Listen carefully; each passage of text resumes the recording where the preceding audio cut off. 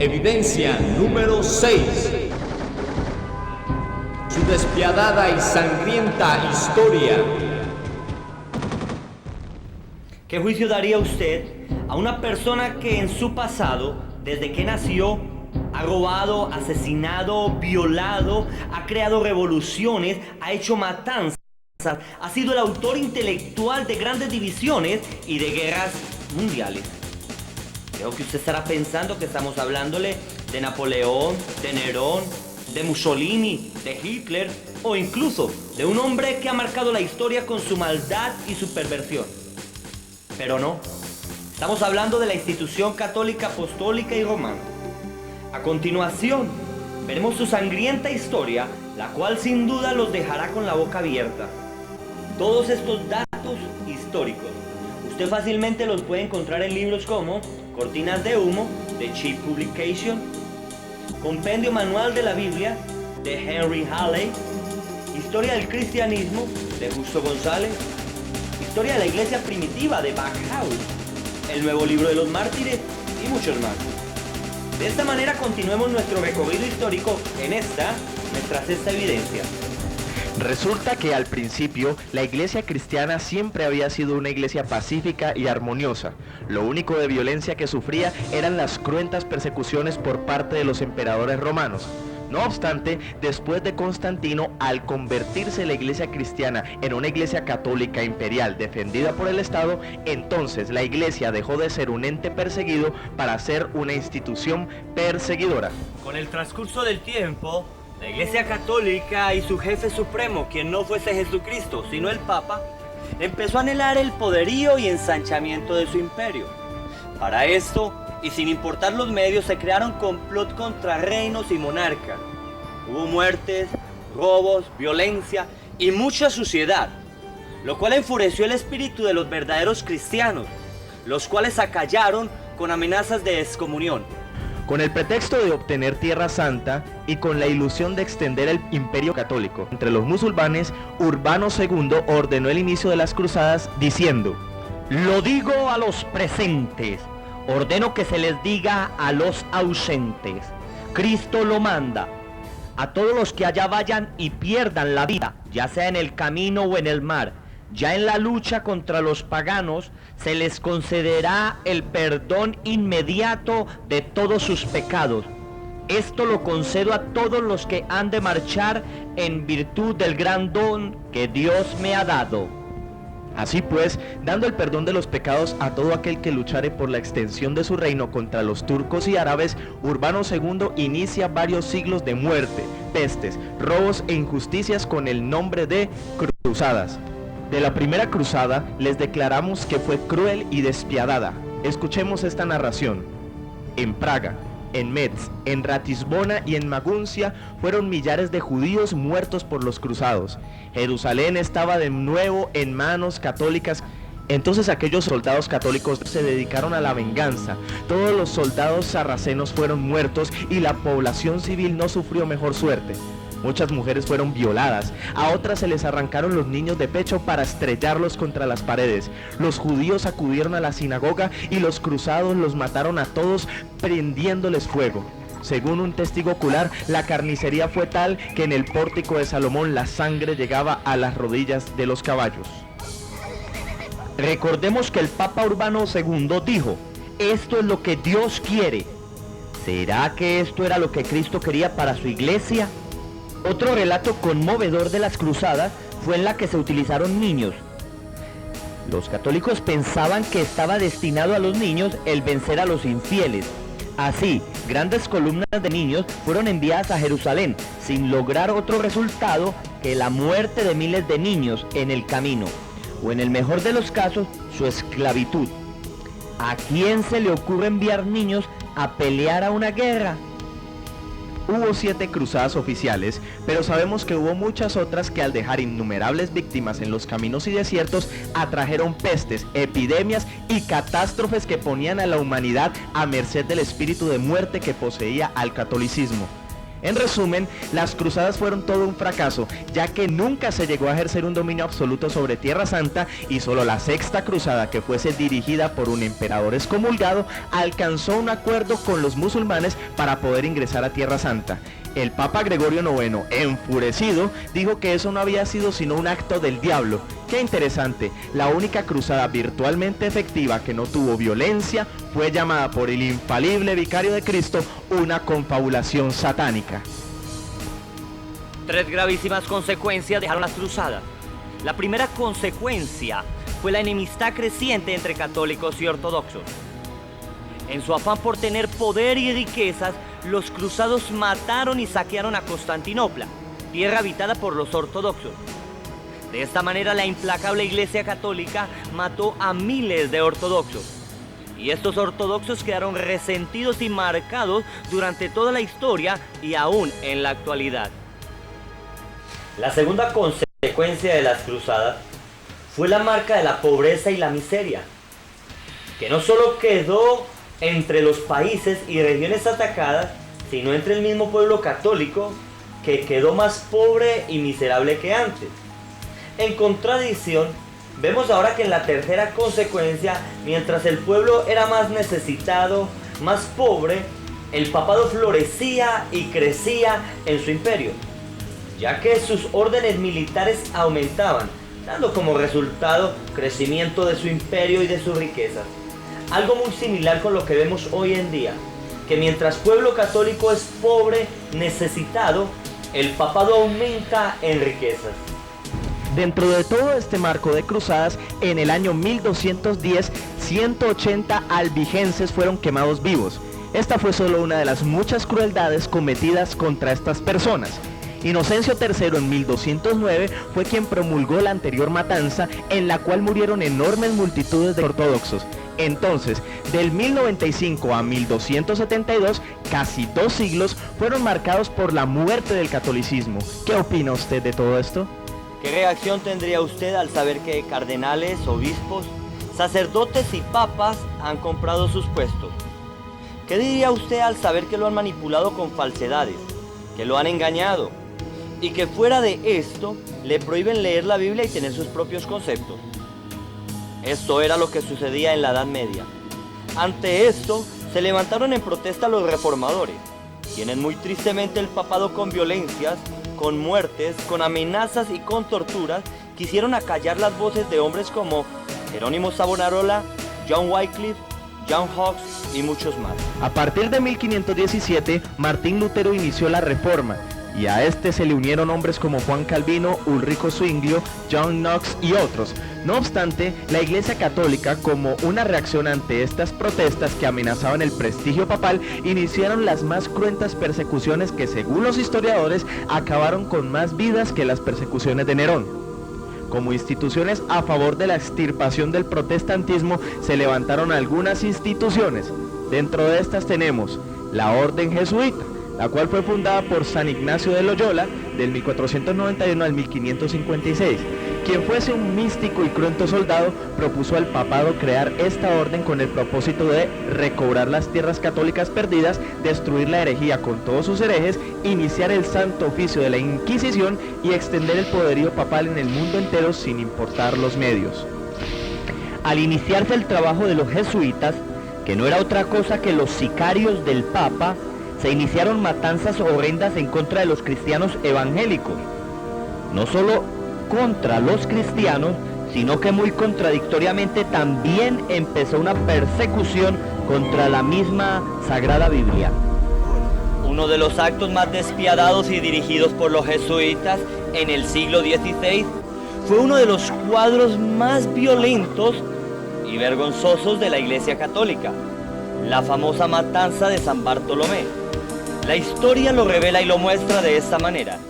El 22 de agosto de 1572 comenzó la sangrienta masacre de San Bartolomé.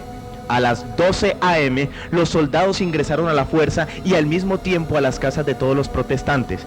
Asesinaron al almirante, lo decapitaron, lanzaron su cuerpo a la calle y le enviaron su cabeza al Papa. También mataron a muchos protestantes conocidos. Los primeros 3 días asesinaron y torturaron a más de 10.000 protestantes. Ante esto, el Papa Gregorio XIII ordenó que se cantara un Te Deum en celebración de la noche de San Bartolomé y que se hiciera lo mismo todos los años para conmemorar el glorioso acontecimiento. ¿Qué le parece? Este Papa le llamó glorioso acontecimiento a esta matanza. En 1641, una masacre similar ocurrió en Irlanda. Fue el 23 de octubre, en la fiesta de Ignacio de Loyola, fundador de los jesuitas. Los conspiradores salieron armados y mataron a todos los protestantes que encontraron. No tuvieron misericordia, mataron a todos, desde niños hasta ancianos. A las mujeres las ataban a postes, las desnudaban hasta la cintura, luego les cortaban los senos con tijeras y las dejaban sangrando hasta morir. A las que estaban embarazadas, las ataban a las ramas de los árboles y mientras sus esposos eran forzados a mirar, sacaban a los bebés para dárselo como alimento a los perros.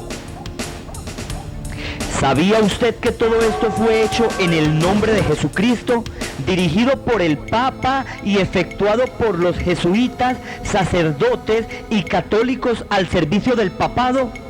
¿Sigue creyendo usted que el papado es dirigido por el Espíritu Santo y por Jesucristo? Usted también debería saber que en los años 1600, Fernando II, discípulo de los jesuitas, inició la Guerra de los 30 años, formando la Unión Católica que mató a miles de protestantes en Alemania, Suecia, Bohemia y Praga. Causó millones de muertos. Por favor, trate de imaginar este cuadro. Ciudades enteras quemadas, saqueadas y destruidas. Mujeres llorando torturadas, pedazos de cuerpo esparcidos en el suelo, hombres quemados en tiras, niños azotados sobre muros, perros lamiendo cuerpos sin vida y todo esto efectuado por sacerdotes católicos. ¿Qué reacción le provoca esto? El Papa Inocencio III, quien fue el papa más rico y más poderoso de todos los tiempos, reclamó ser el vicario de Jesucristo, el vicario de Dios. Además, dijo que él era el soberano supremo de todos los tiempos. Como si fuera poco, dijo que todas las cosas en los cielos y en la tierra estaban sometidas a él mismo. Este señor prohibió la lectura de la Biblia, ordenó la matanza de todos los albigenses, el exterminio de todos los herejes e instituyó el mal llamado Santo Oficio de la Inquisición, del cual les hablaremos ahora. La Inquisición fue perfeccionada por su sucesor Gregorio IX. Fue creada como una corte eclesiástica con el propósito de descubrir y castigar a los herejes. Cualquier sospechoso podía ser torturado.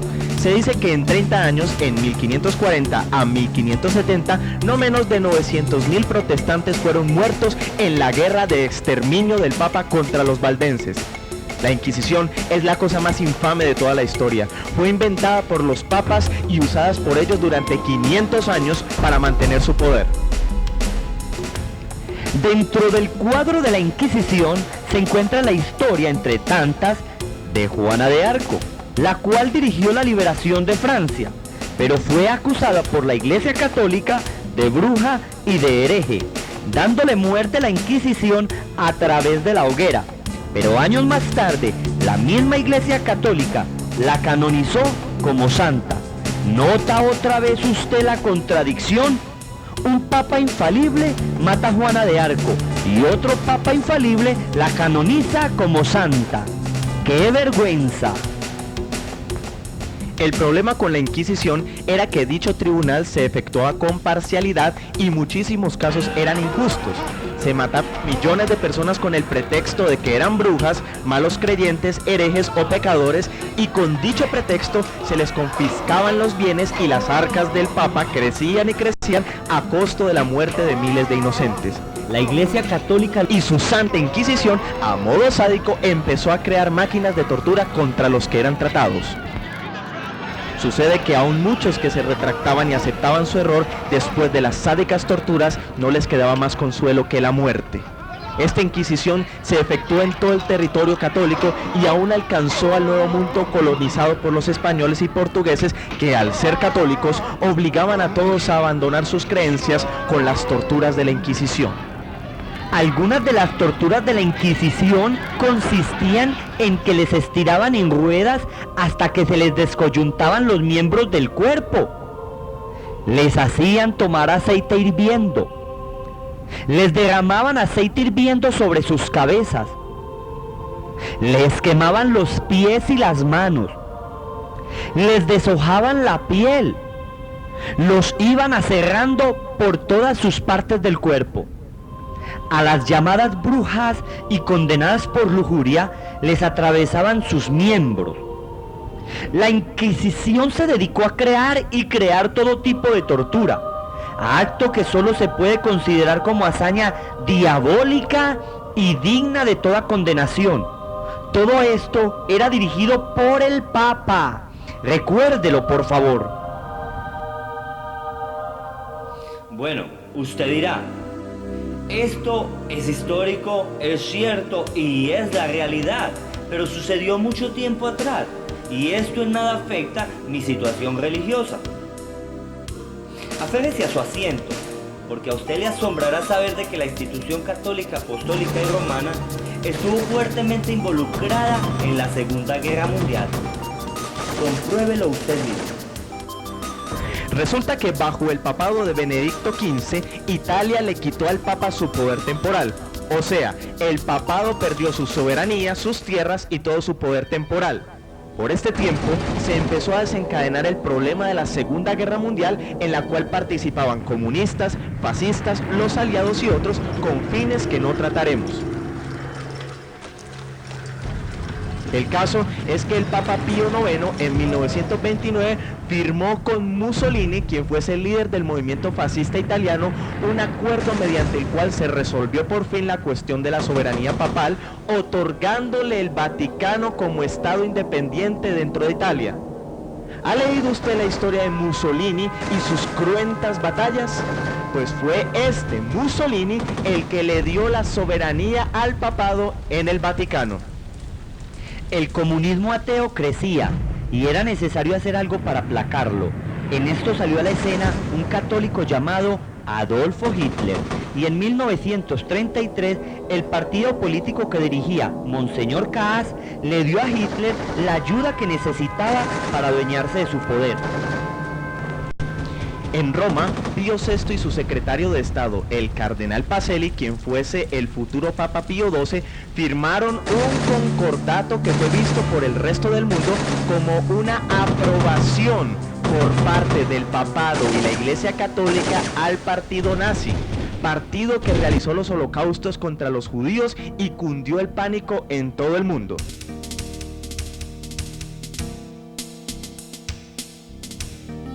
Más adelante, como una forma de tapar su error, Pío XI promulgó un par de encíclicas, pero estas no cancelaban el pacto ya hecho con Hitler.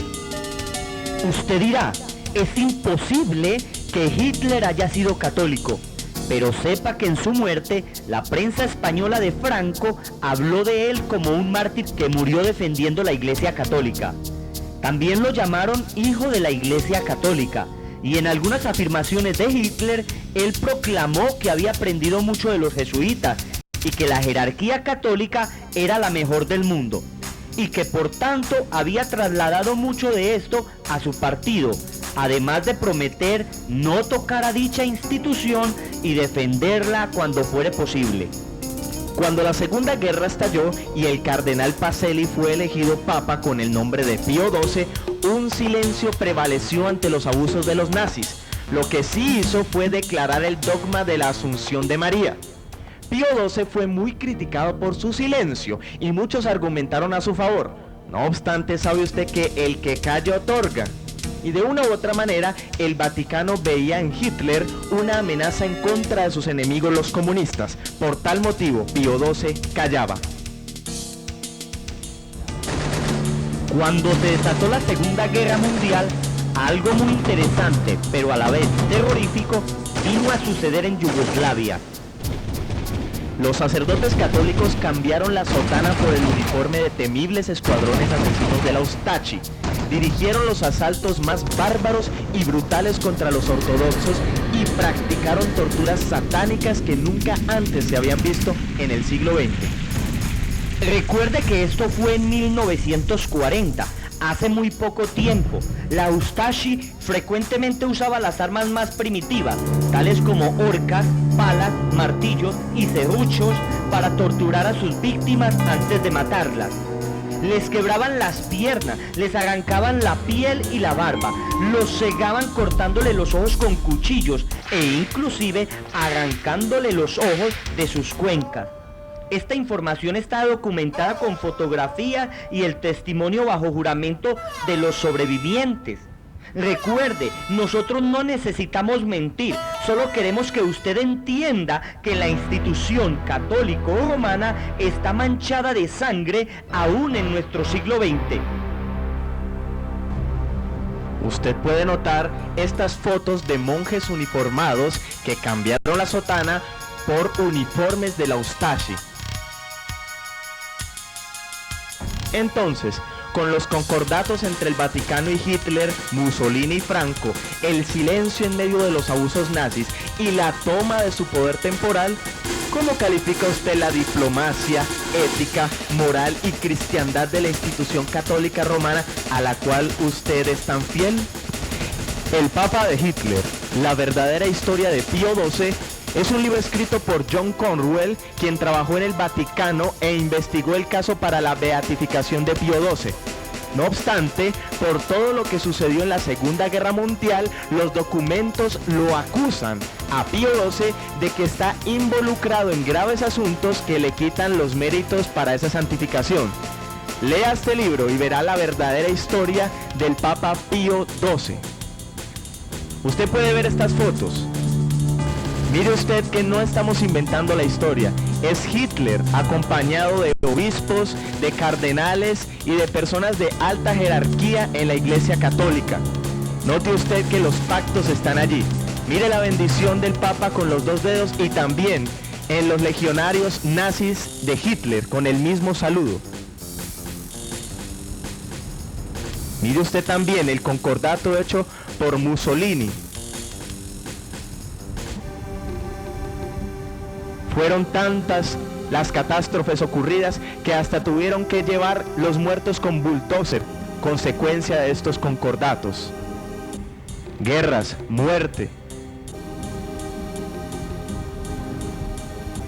Los sacerdotes católicos y las monjas involucrados con miembros de la Ustashi, las cuales fueron condecoradas, mire las medallas, por los actos que hicieron con la Ustashi. Estas monjas en pacto con estos miembros de la Ustashi, que fueron monjes vestidos de legionarios, actuaron de forma nefasta en esta Segunda Guerra Mundial.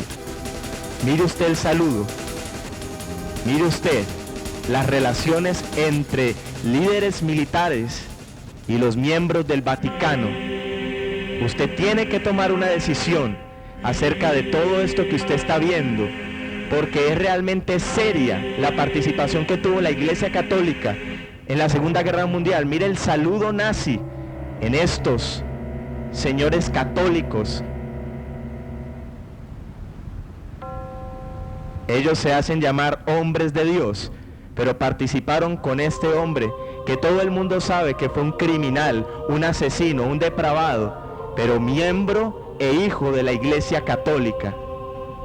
Usted esto lo está dejando con la boca abierta, pero usted debe entender que todo es realidad. En conclusión, la institución católica, apostólica y romana está manchada de sangre desde sus inicios y ha obrado con tortura, matanzas y opresión durante toda la historia hasta nuestra actualidad. Muchas cosas han sido ocultas, pero es sabido que los fundadores del protestantismo en América Latina y en Colombia sufrieron violentas persecuciones. ¿Seguirá siendo usted miembro de una institución asesina?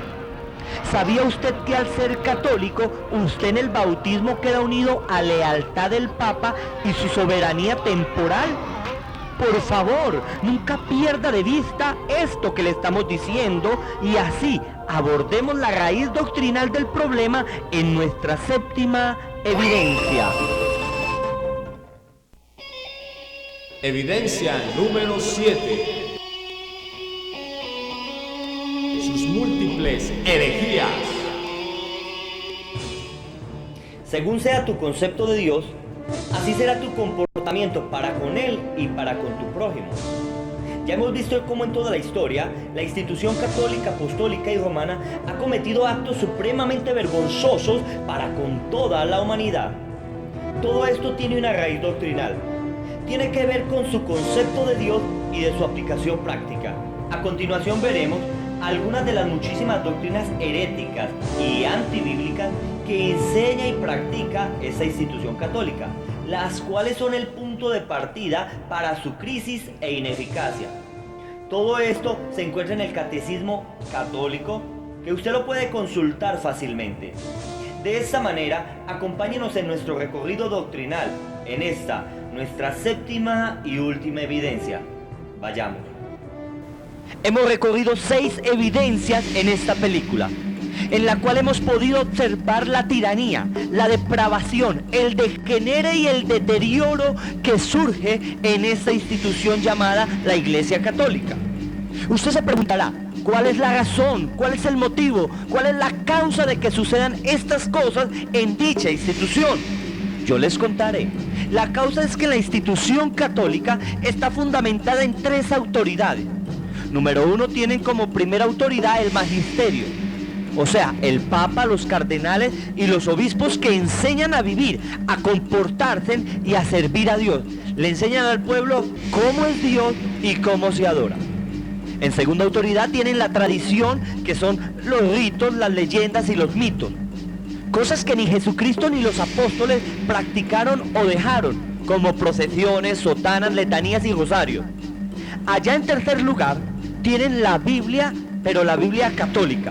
Todo conocedor de la Biblia sabe que es un libro que contiene 66 libros, que fue escrito en hebreo y en griego.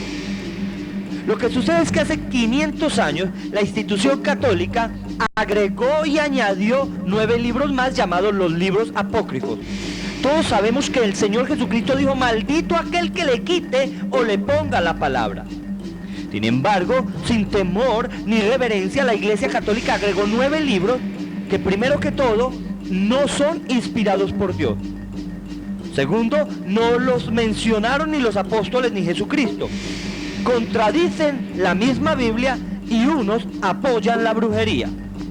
En síntesis, el problema es que el católico sigue ciegamente las enseñanzas y las doctrinas que dan estas autoridades como el magisterio, sin mirar, sin observar y sin examinar si están o no están en las Sagradas Escrituras. Es por eso que su deber es comprobar que todo lo que le enseñen esté fundamentado en la Biblia y no en los mismos hombres. De esta manera el católico sigue al hombre y no a Dios. Observemos cómo las enseñanzas de las autoridades católicas no están fundamentadas en la palabra de Dios. Tal es el caso de los 10 mandamientos, de la ley de Dios. La Iglesia Católica enseña que los 10 mandamientos son: el primero, amar a Dios sobre todas las cosas; el segundo, no jurar su santo nombre en vano; el tercero, santificar las fiestas; el cuarto, honrar padre y madre; el quinto, no matar; el sexto, no fornicar o adulterar; el séptimo, no robar; el octavo, no levantar falso testimonio contra su prójimo; el noveno, no desear la mujer de tu prójimo; y el décimo, no desear los bienes ajenos. Si la Iglesia Católica está hablando la verdad, debe de comprobar esto a la luz de la palabra de Dios. Pero comprobemos cómo han cometido un fraude y un sacrilegio. En una Biblia católica, en el libro de Éxodo capítulo 20, podemos ver los 10 mandamientos reales, que son: el primero, no tendrás dioses delante de mí; el segundo, no te harás imágenes, esculturas de nada que hay arriba en los cielos, de nada que hay en la tierra ni debajo de la tierra; no las adorarás, no te postrarás ante ellas ni les rendirás culto, porque yo soy un Dios celoso, que castigo la maldad de los padres en los hijos hasta la tercera y cuarta generación. Este mandamiento, que es el segundo de la ley de Dios, la Iglesia Católica lo ha quitado de sus enseñanzas y ha puesto en su lugar el tercero, que es no tomar su santo nombre en vano, quedando así 9 mandamientos. Usted se preguntará, si le quitaron un mandamiento? Que este mandamiento se lo quitaron para introducir la idolatría y la adoración a estatuas. Usted se preguntará, si le quitaron un mandamiento, ¿cómo es que nos enseñan 10? Muy claro. Vayamos al 10º mandamiento, que es no desear nada de tu prójimo, no desear ningún bien, ni un sirviente, ni un buey, ni su riqueza, ni su mujer. Pero la Iglesia Católica muy sutilmente ha dividido este mandamiento en dos, poniendo el 9º como no desear la mujer de su prójimo y el 10º no desear los bienes ajenos, siendo estos dos uno mismo. ¿Puede usted ver cómo la Iglesia Católica enseña, adultera y contradice la palabra de Dios?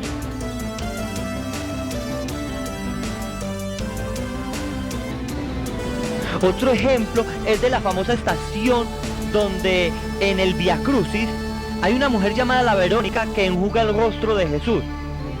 La Iglesia enseña que supuestamente esta mujer tomó el lienzo y el rostro de Jesús quedó marcado en dicho lienzo.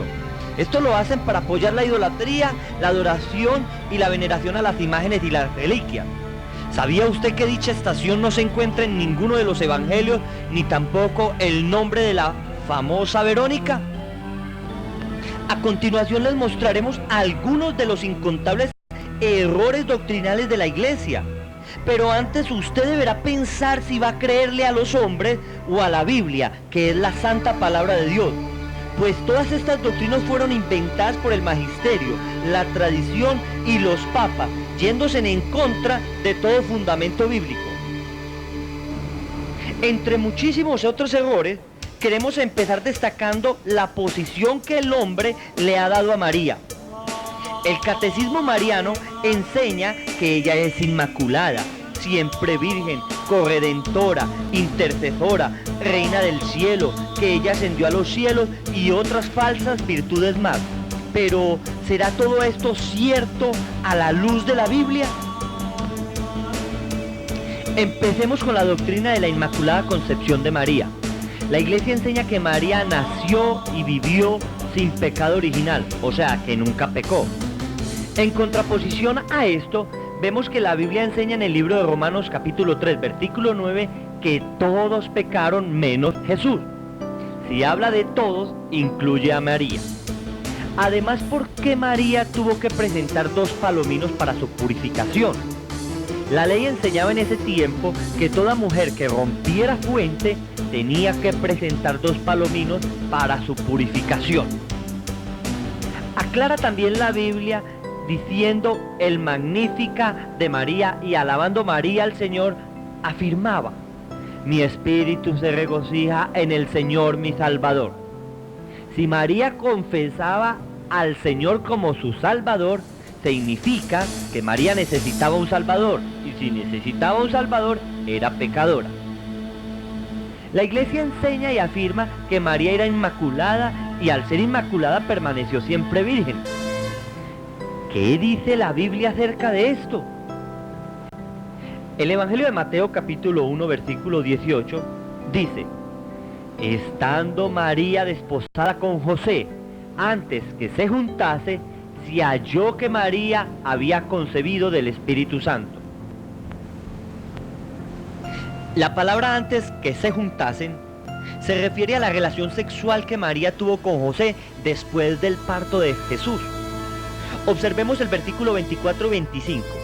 Despertando José del sueño, hizo como el ángel del Señor le mandó, pero no la conoció hasta que dio a luz a su hijo primogénito. ¿Ve?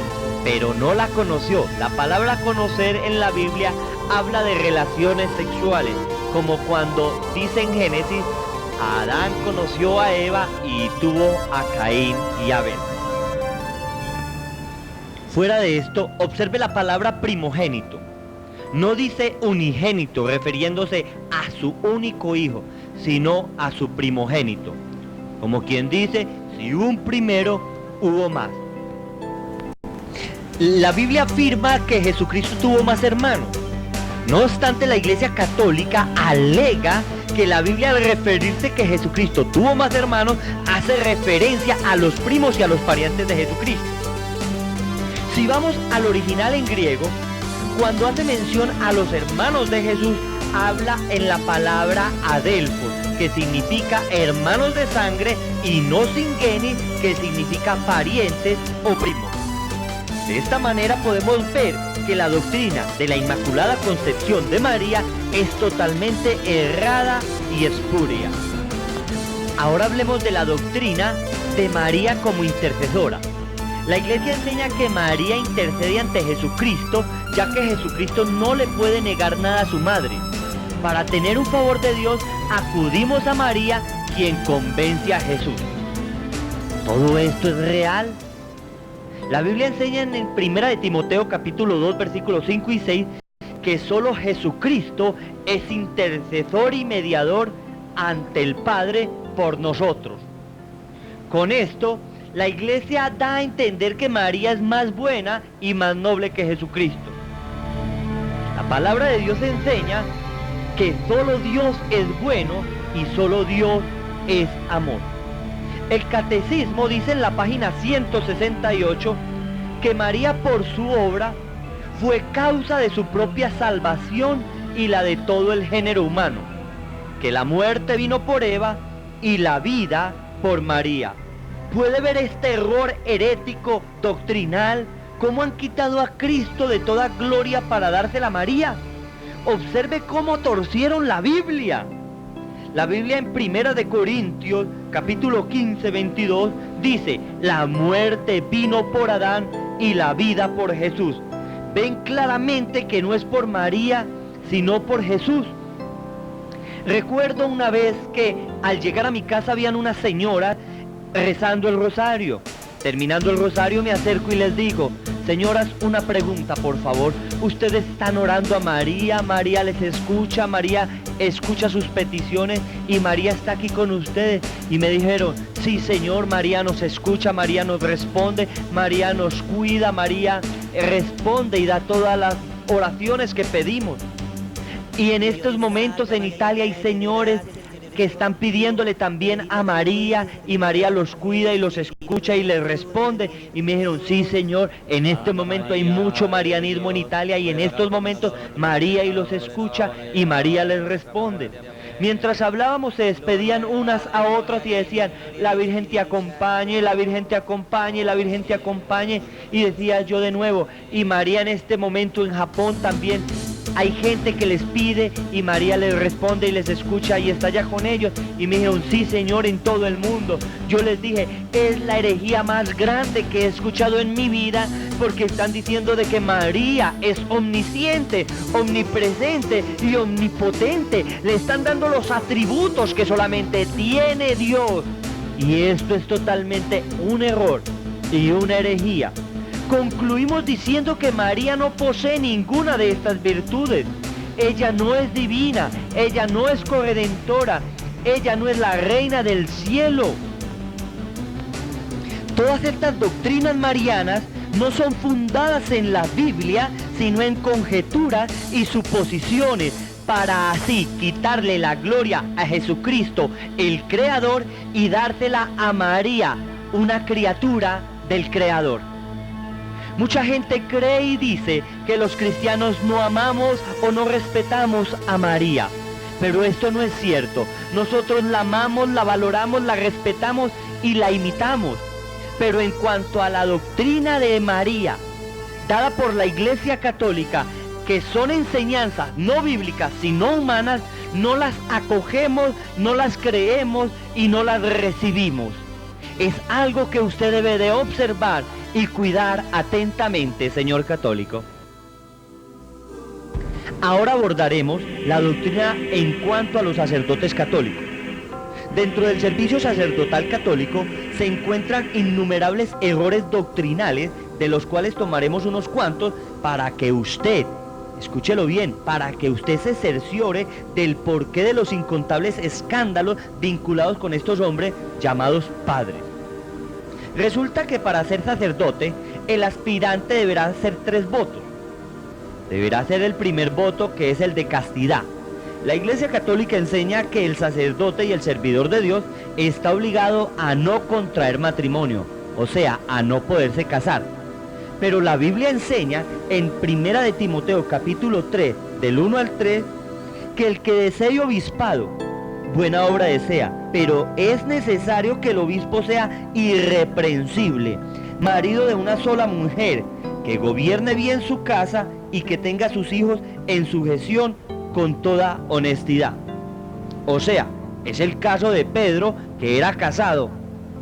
Más adelante en el capítulo 4 dice: pero el Espíritu dice claramente que en los postreros tiempos algunos apostatarán de la fe, escuchando a espíritus engañadores y a doctrina de demonios, por la hipocresía de mentirosos que, teniendo cauterizada la conciencia, prohibirán casarse. Ven bien claro que el prohibirse casar, que el prohibir tener el matrimonio es una doctrina demoníaca y no de Dios.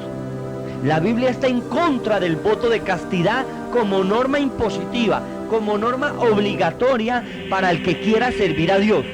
Una vez más, vemos que la Biblia está en contra de todas las enseñanzas de la Iglesia Católica. El segundo voto que deberá hacer el postulante católico es el de pobreza, el cual vemos que en la práctica es totalmente quebrantado. Ya sabemos bastante de la ostentosidad del Papa, cardenales y obispos, que con esto desmeritan su palabra. ¿Qué piensa usted del que predica, promete y no aplica? ¿No cree usted que esto es una farsa y una mentira muy seria?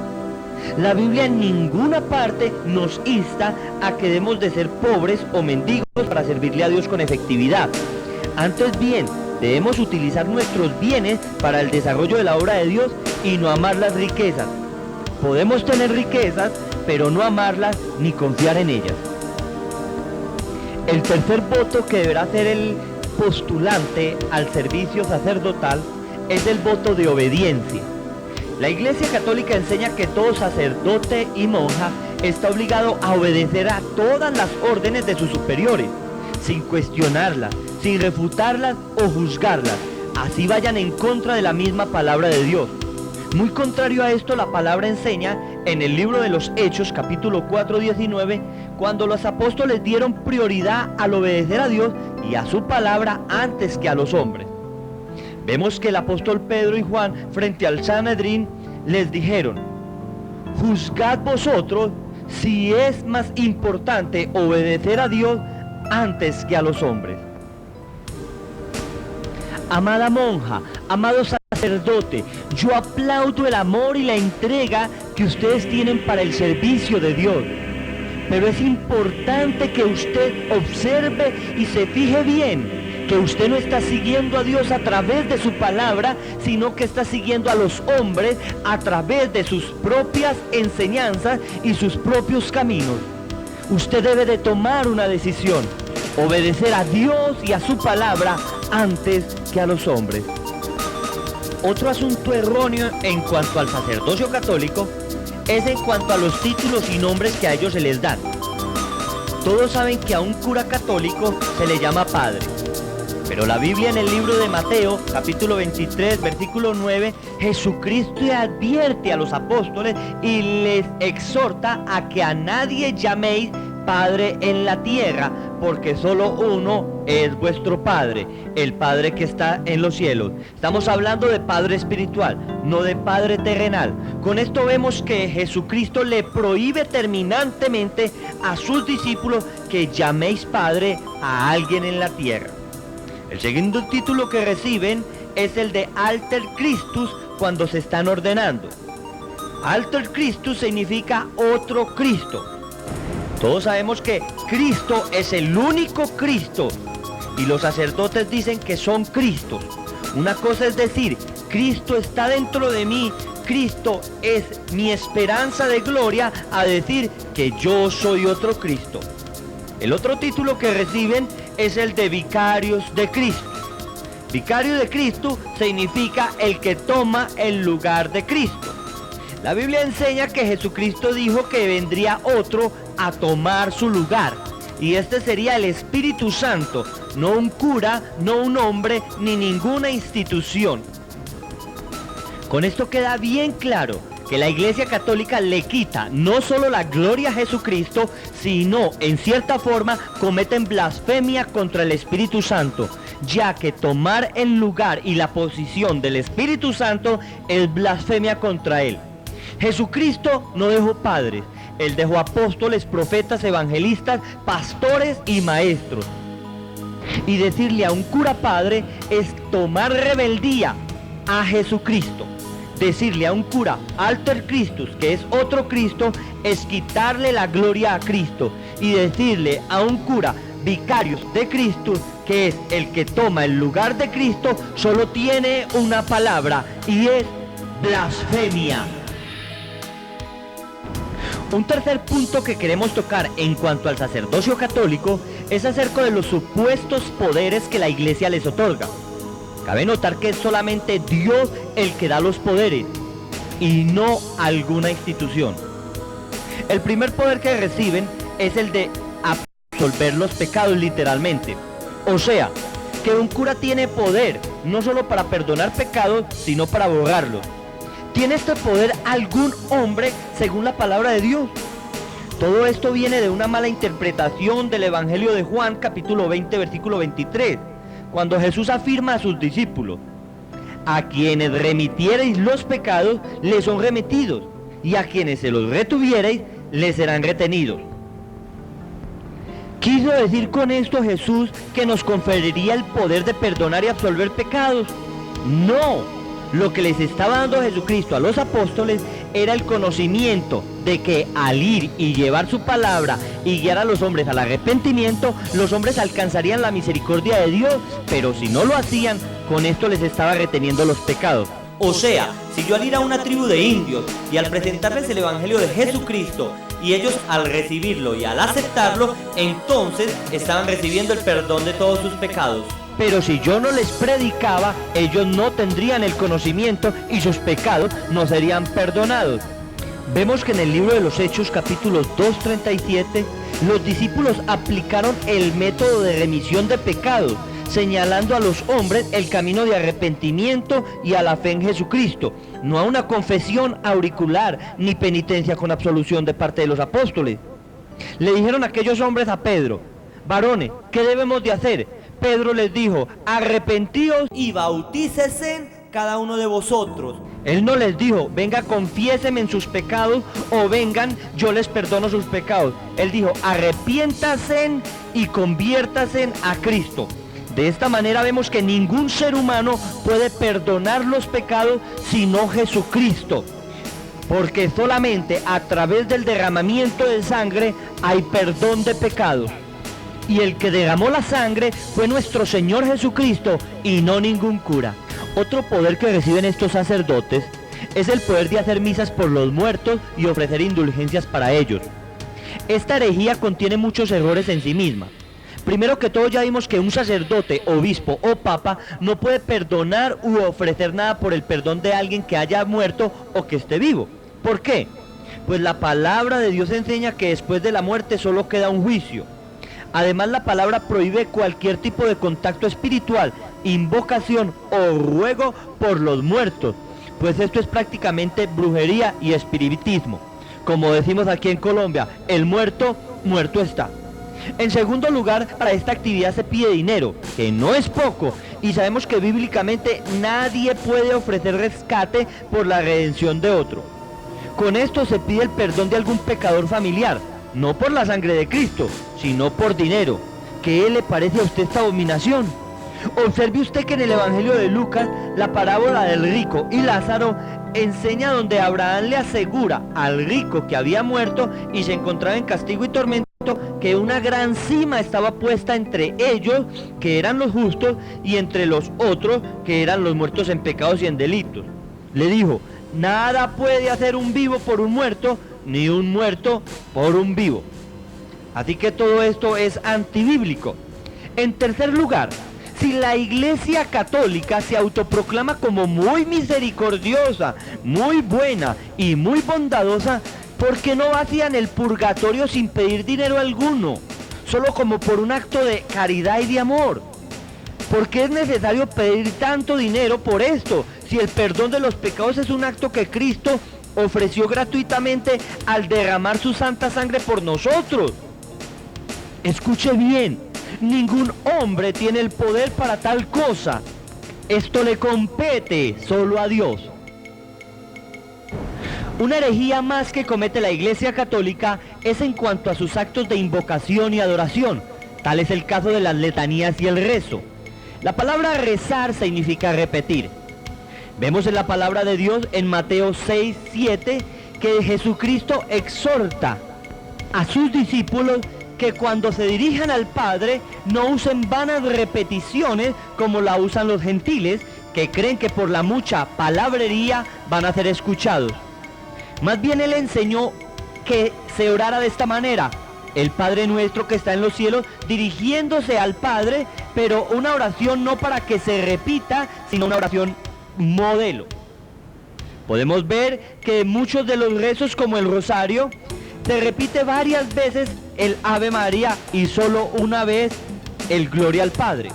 Queda muy claro que el Señor Jesucristo nos enseñó a dirigirnos directamente al Padre y no a María y no a ningún santo, ya que el comunicarse con los muertos es brujería e idolatría. Vemos estos excesos como las penitencias con grandes repeticiones, como cuando uno iba a confesarse y le decían rece 4 Padre Nuestros y 7 Ave María. Pues en ese caso pecaría uno lo que quisiera y solamente con repetir y repetir se absolverían los pecados. Otro caso es como el de los 1000 Jesuses. Dios no es sordo ni tonto para que le repitamos. En tal caso le pondríamos una grabadora. Dios no quiere que recemos, sino que oremos. O sea, que conversemos con Él, directamente a Él y no a ninguna otra persona. Otro caso es el de persinarse o el de la señal de la cruz. Ya vimos que la cruz nunca fue un símbolo cristiano, sino de muerte y superstición. Todo lo que conlleve a actos de repeticiones físicos que tengan simbolismos de muerte no traen bendición, paz o armonía, sino de muerte y ruina. La palabra en ninguna parte enseña que debemos persinarnos o hacernos señales. Esto fue inventado después del año 312 y la idolatría de la cruz fue por parte de Constantino. De esta manera pues, cuando usted se hace la señal de la Santa Cruz o se echa la bendición, no se está trayendo bendición a su vida, sino maldición, ya que estas señales son de muerte y no de Dios. Dentro de todo este contexto doctrinal, la más grave herejía que comete el catolicismo es la que se refiere a la salvación. La Iglesia enseña que para que usted se salve, o sea, vaya al cielo y no al infierno, tiene primero que todo usted que ser católico y pertenecer a dicha institución. La Iglesia enseña que fuera de la institución católica nadie es salva, como que usted fuera salvo por ella. Además de esto, usted tendrá que cumplir los sacramentos. Fuera de esto, usted tendrá que ser bueno y practicar buenas obras. Como si fuera poco, tendrá usted que hacer mucha penitencia. Y para rematar, no hay garantía de su salvación. Tal es el caso de los papas y de muchos jerarcas, que se dice que están en el purgatorio. La Biblia enseña que la salvación es un don. O sea, un regalo gratuito. La palabra de Dios muestra muy claro que solo se necesita para la salvación fe y seguir a Jesucristo.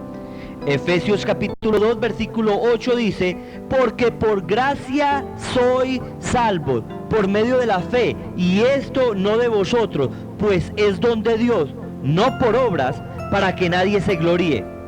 Comprende, amado oyente, que Cristo murió por ti para que seas salvo.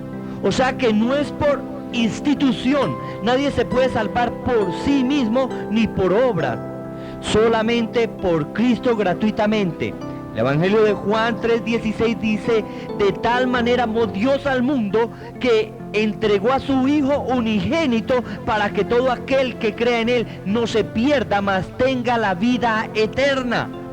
Cristo, cuando estaba siendo crucificado, tenía 2 ladrones y uno de ellos le dijo: Señor, acuérdate de mí cuando estés en tu reino. Jesucristo le dio de una el reino. Jesucristo le dijo, de verdad te digo que hoy estarás conmigo en el paraíso. Este hombre no era católico, este hombre no hizo obra, este hombre no pagó dineros, este hombre solamente creyó en Jesucristo. Así que mi amado amigo, todos los medios de salvación de la Iglesia Católica, Apostólica y Romana lo llevan a confiar a usted en otra cosa que no es la bondad de Dios y el sacrificio de su amor hecho por Jesucristo. Esto es tan delicado como su misma alma. ¿A quién le cree usted más? ¿A los hombres o a la palabra de Dios? Recuerde que usted no está creyendo a nosotros, sino a la palabra de Dios. Recuerde además que lo que está en juego es su alma y no tanto su reputación o religión. Muchos por terquedad y por su reputación están en el infierno. ¿Dónde estará usted? ¿Dónde estará usted? ¿Dónde estará usted cuando Jesucristo lo llame a cuentas? Dirás, no, yo fui perteneciente de la Iglesia Católica, yo hice todo lo que los curas me dijeron. O dirás, yo acepté a Jesús, obedecí su palabra y lo seguí a Él. ¿O sigue creyendo usted al limbo o al purgatorio, donde le enseñaron diciendo que después de muerto sus pecados serán purgados por extensos años de sufrimiento, pero luego de purificado irá al cielo? Como quien dice que usted será salvo por su trabajo de sufrir en el purgatorio y no por la sangre del Cordero.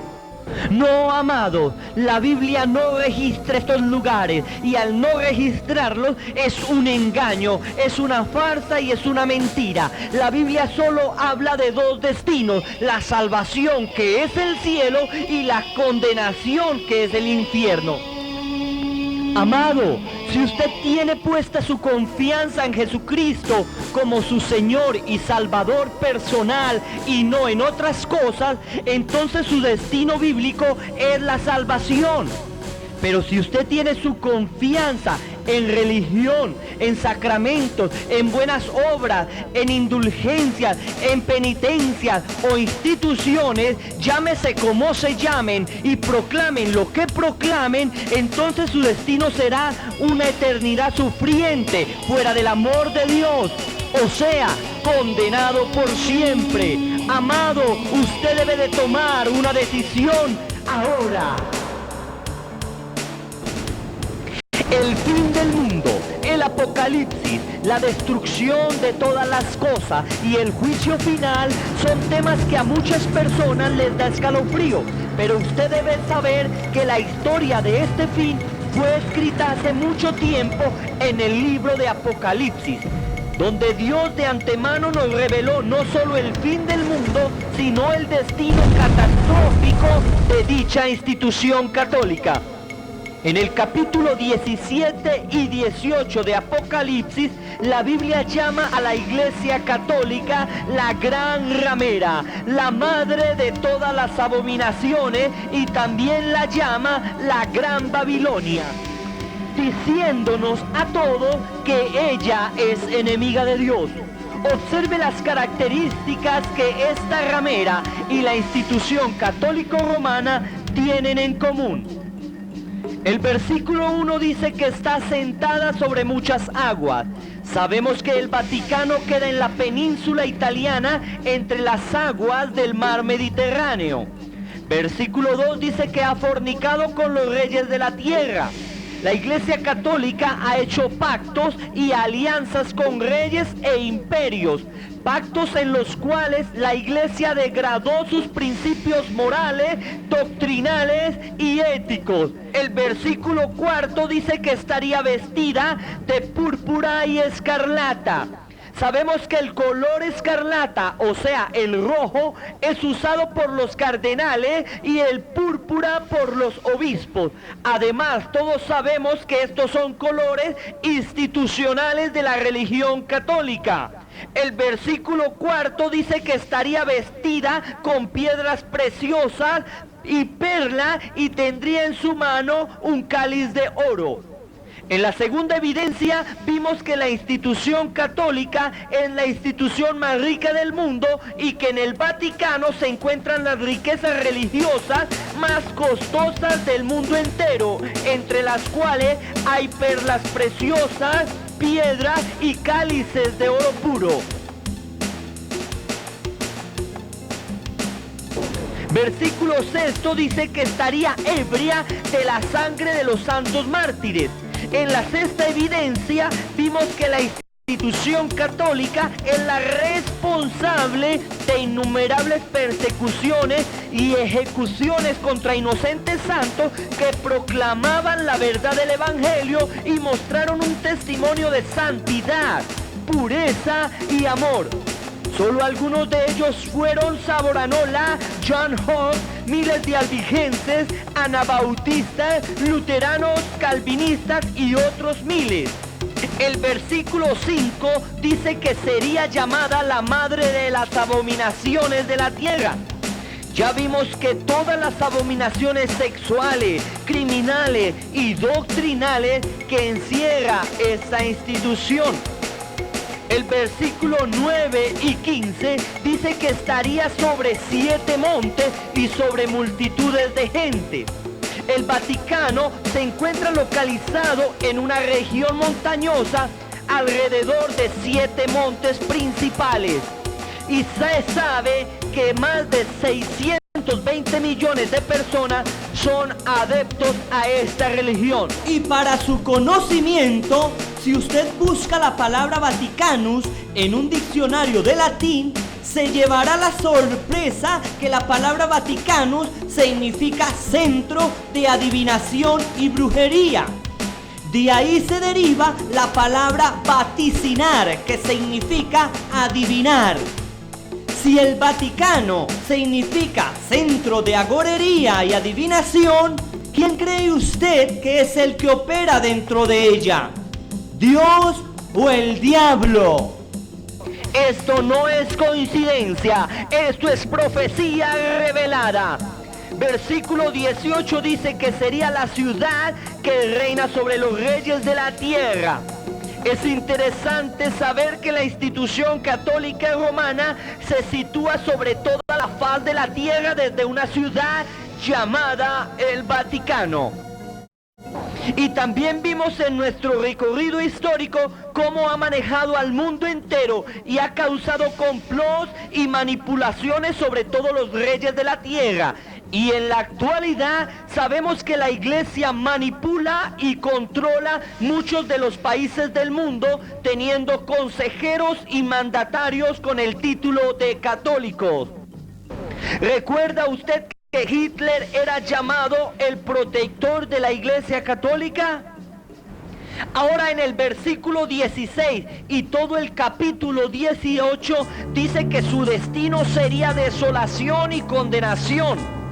Todo el sistema católico romano no tiene otro destino que la condenación y desolación cuando el reino y poder sea entregado al anticristo, luego del rapto de la verdadera iglesia. Si usted pertenece a esta institución, proféticamente tiene el mismo destino. Por eso Jesucristo ordena lo siguiente en el capítulo 18, versículo 4. Salid de ella, pueblo mío, para que no participéis de sus pecados y para que no recibáis de sus plagas. O sea, que deberá salir de ella quien quiera ser del remanente del Señor Jesucristo. Quien tenga el conocimiento y reciba la luz de la profecía, la cual está siendo declarada en estos momentos, deberá salir de la gran ramera para que no se haga partícipe de sus pecados y abominaciones. En este pasaje profético se habla de una mujer y la Iglesia Católica es llamada la Madre.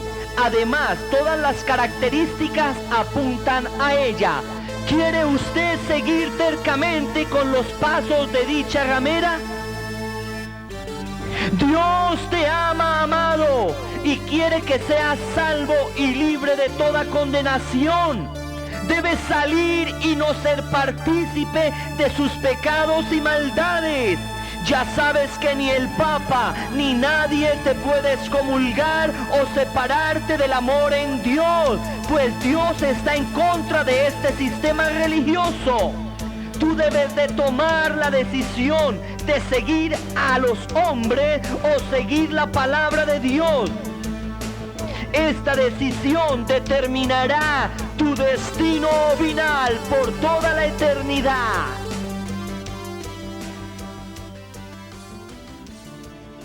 Amados, ya les hemos presentado 7 evidencias, las cuales revelan y confirman por la razón natural, la lógica, la historia y la palabra de Dios que la institución católica, apostólica y romana no tiene que ver nada con Dios. Amados, nuestra intención nunca ha sido la de ofenderle o violentarle, mucho menos. Por el contrario, hemos sido movidos por el amor de Dios para que usted no siga siendo engañado ni enceguecido. Dios te ama. Dios conoce tu corazón. Él sabe que tú quieres llegarte a Él. Por eso Él te ha dado esta gran oportunidad de que tú, al ver esta grabación, caigas en razón y le conozcas tal cual como es Él.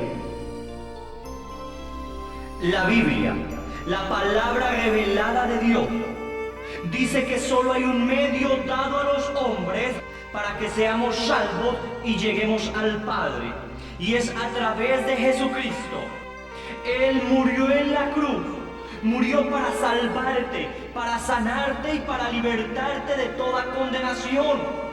Desgraciadamente el pecado, el paganismo, la religión y la rebeldía nos han alejado de Él. Pero hoy es el día en que Jesús quiere abrazarte, perdonarte, sanarte y libertarte de toda condenación.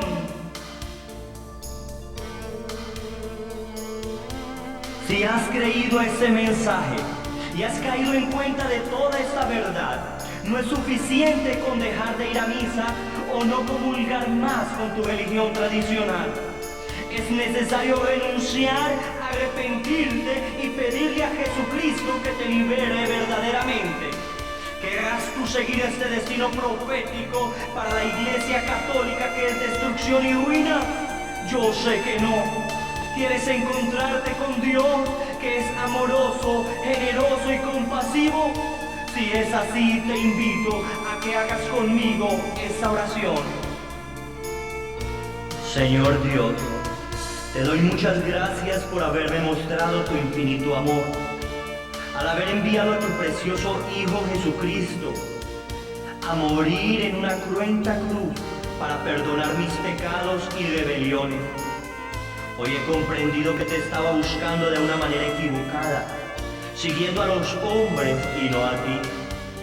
Por eso te pido que en el nombre del Señor Jesús me perdones, me sanes y libertes para seguirte y obedecerte correctamente según tu preciosa palabra. Señor Jesús, muchas gracias por haber venido y tomado mi lugar, por haber muerto en aquella cruenta cruz. Hoy te amo y te recibo como mi Señor y mi Salvador personal. Y siendo así te pido que me hagas la persona que tú quieres que yo sea. Ya no viviré yo a mi manera, sino a la tuya. Hoy renuncio a mis pecados, a mi maldad, a la institución católica, a toda contaminación demoníaca que me haya quedado por haberme postrado y haber servido a toda imagen y a toda estatua muerta. Hoy me comprometo, Dios, a buscarte en una congregación donde prediquen tu preciosa palabra tal como es, donde te adoren en espíritu y en verdad como es debido, donde te exalten, alaben, reverencien solo a un Dios trino, Padre, Hijo y Espíritu Santo, según tu preciosa palabra y no la tradición de los hombres. Te doy muchas gracias por haberme dado vida nueva, por haberme perdonado y salvado de la condenación eterna, por haberme dado el gozo de tu salvación. Hoy recibo tu paz, hoy recibo tu gozo, hoy recibo tu sanidad de todas mis dolencias físicas y espirituales. Muchas gracias, Padre, muchas gracias, precioso Hijo, y muchas gracias, Espíritu Santo. Amén. Si has hecho esta oración con todo tu corazón y has creído a este mensaje del verdadero Evangelio, la Biblia dice que en estos momentos hay fiesta en el reino de los cielos por ti. Ya eres salvo, ya eres libre, ya eres un hijo de Dios. Por tanto, busca a Dios con todo tu corazón en oración. Lee la Biblia comenzando por el Nuevo Testamento. Pídele a Dios que te llene con su Santo Espíritu. Congrégate en una comunidad cristiana donde prediquen la Biblia, donde adoren solo a Dios y saca a otros de su engaño, testificándoles de lo que Dios ha hecho hoy en tu vida. Soy Carlos Restrepo, quien se despide de todos ustedes deseándoles que la bendición del Padre, la paz de su Hijo Jesucristo y la comunión de su Santo Espíritu sea sobre todos ustedes. Hasta pronto.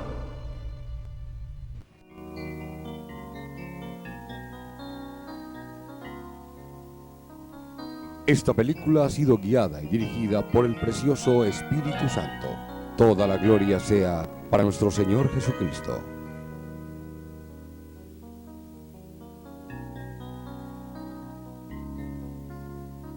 Les invitamos a adquirir el libro Evidencia 777, escrito por el pastor Carlos H. Restrepo, el cual les ampliará más acerca de este tema crucial. Para más información, comuníquese con nosotros al teléfono 260-1297 de la ciudad de Medellín, Colombia. Y por favor, escríbanos acerca de sus inquietudes, ya sea por el correo postal número 55320 o por internet a la siguiente dirección: evidencia777@hotmail.com. Somos la Misión Cristiana de Antioquía, una misión llamada no a hacer historia, sino a cambiar la historia.